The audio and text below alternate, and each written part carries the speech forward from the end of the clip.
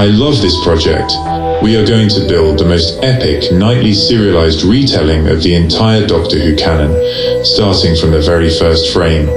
A nightly ritual for Whovians, where no episode is too slow, and every cliffhanger is a promise. The Doctor Who Bedtime Stories, Series 1, Episode 1, The Beginning, feature length, covering An Unearthly Child and the Daleks. Intro. Settle down now and pull the covers up tight. Close your eyes and imagine the hum of a blue box, spinning through the dark. Tonight, our story begins at the very beginning. We have a long journey ahead of us, from the fog of London to a dead planet far across the stars. Are you ready? Then let's begin. The story. The fog was thick in London, 1963. It curled around the gas lamps and smothered the sound of traffic. At Coal Hill School, the bell rang, echoing through the stone corridors. Good night, Miss Wright, the students called out. Barbara Wright, a history teacher with a sharp mind and worry in her eyes, gathered her books.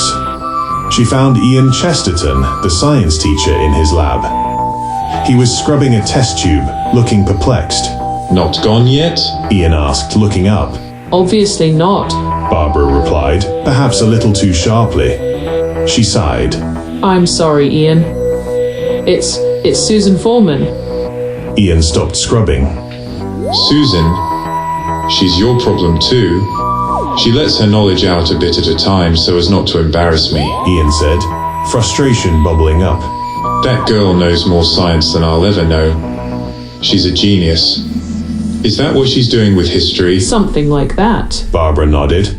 She said she thought we were on the decimal system. She didn't know how many shillings were in a pound. They decided they couldn't ignore it. A 15-year-old girl who knew the future but not the currency? They followed her. They followed her through the dark, wet streets of Shoreditch, to a place that shouldn't have been there. A junkyard. 76 Totters Lane. The gates creaked open. Inside, amidst the broken dolls and old dressers, stood a blue police box. It hummed with a sound like a large, sleeping animal. And there, trying to hide, was an old man in a long coat and an astrakhan hat. He was arrogant, dismissive, and fiercely protective. You have no right to be here, the old man, the doctor, snapped at them. You're hiding and trespassing. I suggest you see this young child tomorrow instead of bothering me. But then they heard Susan's voice from inside the box.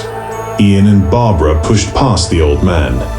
They forced their way through the narrow police box doors and stopped. It was impossible. They were standing in a gleaming white room, vast and hexagonal. A central column rose and fell like a heartbeat. But it was just a box. Ian stammered, backing away. It's bigger on the inside than it is on the outside. The doctor locked the doors. He couldn't let them go. They knew too much. I'm afraid you're never going to leave, he said, his voice cold. He pulled a lever. The room began to spin. The sound, a wheezing, groaning noise, tore through the air. London vanished. They landed first in the Stone Age, a cold, brutal start to their journey, where they had to fight for fire and flee from spears. But the ship didn't take them home. It took them somewhere much worse. The TARDIS landed again. This time, the silence was absolute. They stepped out into a petrified forest. The trees were stone. The flowers crumbled to dust in their hands. It's petrified, the doctor noted, fascinated. How fascinating. A petrified jungle. But Ian and Barbara just wanted to go home. Why doesn't he take us back? Barbara whispered. I'm not sure that he can. Ian replied. The doctor tricked them. He claimed a component was broken, a fluid link, and that they had to go to the metal city on the horizon to fix it. That city belonged to the Daleks, metal machines, creatures of pure hate. You will be exterminated, they screamed. Trapped in the metal corridors, suffering from radiation sickness, the teachers had to fight a war they didn't understand. You will be exterminated, one of them screeched. Or perhaps not yet. In those early days, they were colder, more calculating. All inferior creatures are to be considered the enemy of the Daleks and destroyed. They threw the travelers into a cell. The radiation of the planet was making them sick. The doctor was weak, slumped in the corner. Ian knew they had to act. They tricked a Dalek into coming into their cell.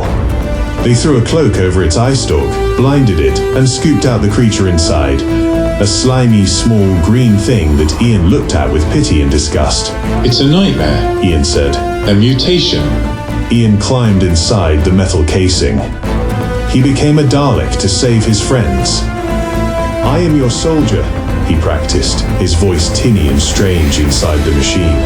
They escaped into the petrified forest and met the Thulls, beautiful golden people who wanted peace. The Thulls were farmers, not fighters. They wanted to give the Daleks food. The Daleks promised a meeting, a treaty of friendship, but it was a trap. When the Thulls walked into the city, the Daleks opened fire. Exterminate! Exterminate! The Doctor, Ian and Barbara realized they couldn't just run away. If they left, the Daleks would kill every Thull on the planet. They had to fight. They convinced the peaceful Thulls to join them. They stormed the city, jumping over ravines and dodging laser fire. The Doctor, usually so selfish, found his courage. He sabotaged the Daleks' power source. One by one, the machines stopped moving. Their lights faded. The city went silent. The final end, the Doctor murmured, looking at the silent metal shells. Back in the TARDIS, the strange old man looked at his reluctant companions. He was a little humbler now. He realized he needed them as much as they needed him. Well now, are we ready? The Doctor asked, engaging the controls. The TARDIS dematerialized, leaving the dead planet behind. Ian and Barbara looked at each other. They weren't home, but they were safe. Or so they thought. Outro. That was the story of how the Doctor met his first friends and his greatest enemies. But time is not a straight line. Sometimes, to understand the beginning, you have to look at the end. Tomorrow night, we are going to take a detour. A special wibbly-wobbly episode. We are going to tell the story of a woman who met the Doctor in the wrong order. A woman who was born in battle and married a diamond. Pleasant dreams, good night.